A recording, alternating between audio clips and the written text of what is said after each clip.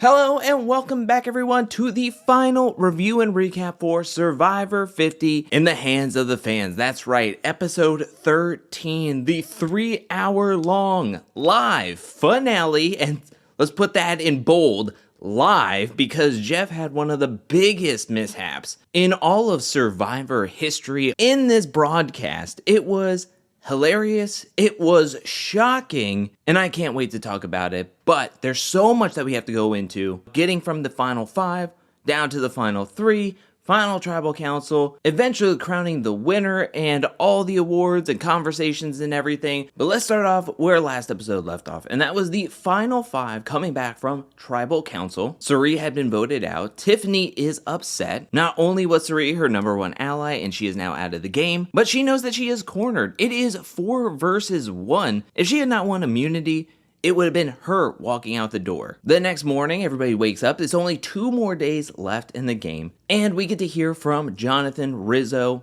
and Joe that they have a final 3 deal with just the guys. And they got a plan for next tribal council. Tiffany is the main target, but luckily, Aubrey is there to be the backup. So if Tiffany somehow were to win, keep herself safe, then Aubrey would be the next one to go. Speaking of keeping yourself safe, this is when everybody grabs their stuff, heads down to meet up with Jeff for the first immunity challenge of the episode, where it is a Survivor obstacle course. This one is very extensive. It's got pretty much every element that Survivor has ever put in an obstacle course. Now, I will say that after going through this entire season, having seen all the immunity challenges, these obstacle courses kind of just start blurring together. And I think that Survivor does a really good job constructing these obstacle courses because everything comes down to the final puzzle. It doesn't matter how far you lag behind. Eventually, everybody gets to the puzzle and is working in a row. And that's the most exciting portion of every one of these puzzles. It was pretty thrilling. It was pretty gripping because when it came down to it, it was between Jonathan and Tiffany, and they were going piece by piece. It all came down to the final piece for each of them, where they were both trying to fit it in at the same exact time, and it was just Jonathan got it milliseconds before Tiffany could lock in her puzzle, lock in for a check. Jonathan wins individual immunity, pretty much solidifying that Tiffany is going out at the final 5. Once we get back to camp, this is when Rizzo sits down with Tiffany and essentially tells her, hey, I hope you have a safe trip over to Ponderosa. Say hi to all the jury members for me, and I really enjoyed playing the game with you. Tiffany asks, could I change your mind in any way to keep me for one more day? And Rizzo says, not gonna happen. But Tiffany is not gonna give up. She goes and talks to Joe, where she is really selling that Aubrey has the best story. She has the most friends on the jury. She then goes and talks to Jonathan and promises that if she were to win the immunity challenge at Final 4, that she would guarantee that Jonathan wouldn't have to make fire. Now, Jonathan in his previous season lost in making fire, so that kind of touched a nerve. And he was like, maybe, just maybe, we should get Aubrey out. And I'll be honest, the edit was kind of getting me for a second because I was like, will Tiffany be able to pull this out? But when we get to tribal council, that's when Tiffany is just letting everything out, all of her grievances, all of her frustrations. She talks about how her and Joe have the same amount of immunity wins. Why is it okay for Joe to win all of those immunity challenges, yet because Tiffany wins it, everybody has a big problem with it, and she's the one that's the big target. Nothing really gets settled, or nothing really even gets talked about. We get to the vote, and when it comes down to it, Aubrey gets 1 vote, Tiffany, and the rest are for Tiffany. So Tiffany is voted out. I would like to mention that Rizzo did officially play his Billie Eilish boomerang idol just to ensure that no funny business happened and that he would make it into the final 4 officially. But it did not matter. He did not receive a single vote.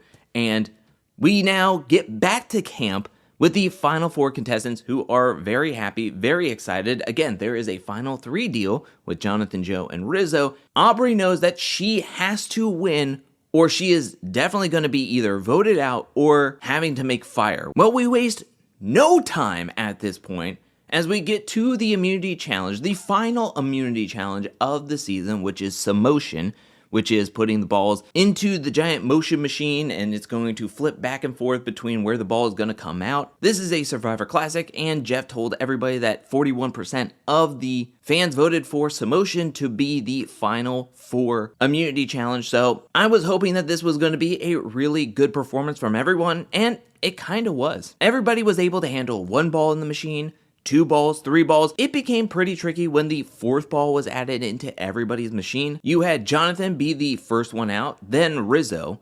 It all came down to Aubrey and Joe. At one point, Joe lost focus. He didn't know whether the ball was coming out the right or the left, and he lost when he couldn't handle the ball coming out, and Aubrey was able to win the final individual immunity challenge, keeping herself safe, locking her spot in the top 3. She hadn't won all season long, but she won when it mattered most, and she got to save herself. This is where Jeff tells everybody that Aubrey is safe. She will get to choose one person to sit next to also be safe, and then she's going to choose who's going to be making fire. So when we get back to camp, people are wondering, who's she going to pick? Who is she going to pick? She pulls Joe aside, tells him that he is safe, and that'll be Jonathan and Rizzo who will be going into fire making. I kind of felt for Rizzo when he was like, is there any way that I can change your mind? And Aubrey was like, no. And you know, watching Rizzo trying to practice to make fire, and then Jonathan is over there getting a spark in like less than 2 seconds, and it's like, yeah, it's been so many seasons, so many years since Survivor 42,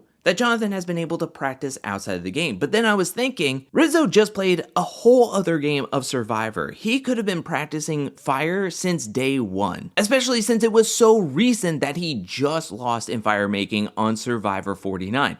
Going back to day 1, where Colby was like, hey Rizzo, maybe you just like help around camp. He could have used that as being the main fire maker of his tribe on every single day. Joe was such a nice guy that he was helping Rizzo, who seemed to be catching on fairly quickly on how to make fire. So the edit was trying to make it seem like, okay, Jonathan versus Rizzo, it seems like it could be a decent battle. Here's the thing.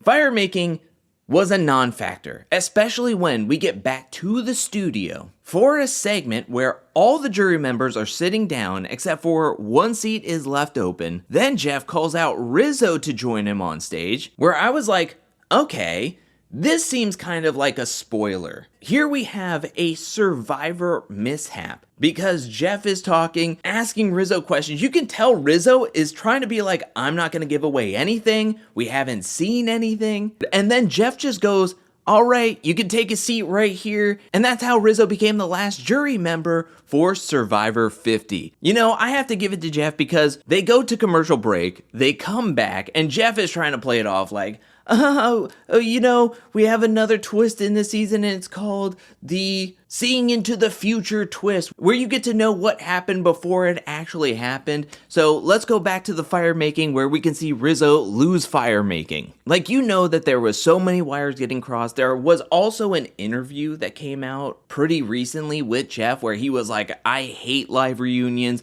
You know, nobody's really honest. Everybody's just trying to placate to social media. You have that already in Jeff's mind, and then this happens. It's like we're never gonna get a live finale ever again. So drink this moment in because it is never happening ever again. So we go to the fire making competition. Jonathan wins. Who could have seen that coming? It's unfortunate for Rizzo, but he made it really deep into the game. Again, another top 4 finish in back-to-back seasons. That's really impressive, but he goes out, joins the jury, and we are left with our final 3 contestants of Jonathan, Joe, and Aubrey. Everybody gets up the next morning. They're excited, especially for their final tribal council breakfast, when lo and behold, who is that on the boat? That's Jonathan's brother, Joe's wife, and Aubrey's mother, here for a family visit and to hang out with them as they eat breakfast. I like this moment because I think it was supposed to give them a little bit momentum. Remember what you've been playing for this entire time. It came and it went, and then this is where everybody grabs their stuff, heads down to Final Tribal Council to answer for their actions, answer any questions that the jury has, and trying to persuade them in the final moment, give me your vote. This has got to be the best part of the entire episode for me, and it really has nothing to do with any of the questions directed towards the finalists or any of the answers they really gave. I loved seeing the jury kind of just be combative with each other, because early on we can see that some people already knew who they were going to vote for. I mean, you had Cirie and Ozzy pretty much in Aubrey's camp the entire time, which can I just say is major if you were Aubrey. Like, don't get me wrong, Aubrey played a good game. She has a great narrative being the underdog between the two guys that were pretty much running this entire game. She also has the benefit of history on her side, having played with some of the jury members in past seasons. But what really helps her is having Cirie have her back and having Cirie on the jury going to bat for her to her other jury members. It was pretty stacked in Aubrey's favor coming into this tribal council, I believe. Now looking back on it for sure. Now that's not to say that the other two didn't have their cheerleaders sitting in the jury. Jonathan had his same Cloth Alliance members of Chrissy, Coach, and Stephanie, where Chrissy at one point was like a little league mother, yelling things from the stand as Jonathan was like up to bat. When he was making fire, they kept on cutting to Chrissy being like, oh, that's it. You got to do it. Good job. Then when he was answering questions, she was just like, yep, you're doing great. Yep. Yeah, I got to commend you. You did great up there. You did good. I liked it. You did great. You played a tough game, you know? That was great. That was great. And don't get me started on Stephanie when it was her turn to ask a question, which she failed to do. But she started out her question by just glazing Jonathan. Oh, you played so good. You're a new school player, but you played like an old school player. You did everything. You caught fish. You made fire. You grabbed coconuts. You won immunity challenges. You manipulated the game. You played this. You played that. She went on for a good like 90 seconds to 2 minutes. To where Tiffany was like, is there a question that you're leading up to? And Stephanie was like, I do have a question. I am leading to it. She goes on for another 30 seconds and then stops talking without asking anybody a question, to where it then led to the jury having a conversation about, okay, let's really consider how we phrase questions, how we ask questions. Let's actually ask questions. I mean, even on Stephanie's parchment, she wrote Jonathan's name and then the total package. The biggest turning point, or the biggest moment in this final tribal, to me, and in my opinion, really surrounded the Ozzy vote.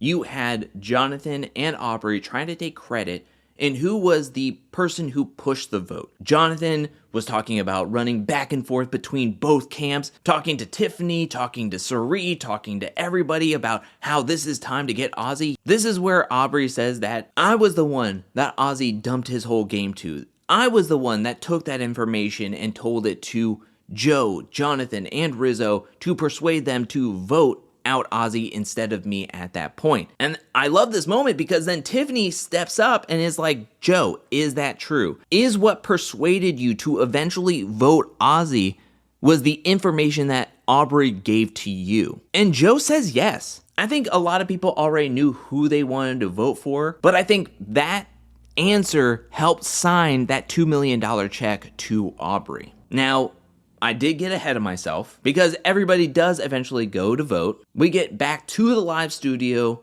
where Jeff reads the answers. You got 0 votes for Joe, 3 votes for Jonathan, which was Coach, Chrissy, and Stephanie, and everyone else. The 8 other players voted for Aubrey. Aubrey wins not only $2 million, but she also wins a brand new car. So congratulations to Aubrey, who is the Survivor 50 winner, sole survivor. Congratulations. She no longer has to talk about co-rung or any other seasons that she has lost. She can now hang her hat on being a Survivor champion, sole survivor. But Aubrey isn't the only one going home with a prize. You have Cirie, who is the second biggest winner of the night, where she not only won Sia's Player of the Game, where she won $100,000, having won the fan vote, but she also won a brand new Survivor award earlier in the night when Jeff gave her the Spirit of Survivor award. It was a really nice moment. There was 2 other giveaways in the night. You have Rick getting the Mr. Beast coin that he flipped, and Ozzy got a shirt with his picture on it that said,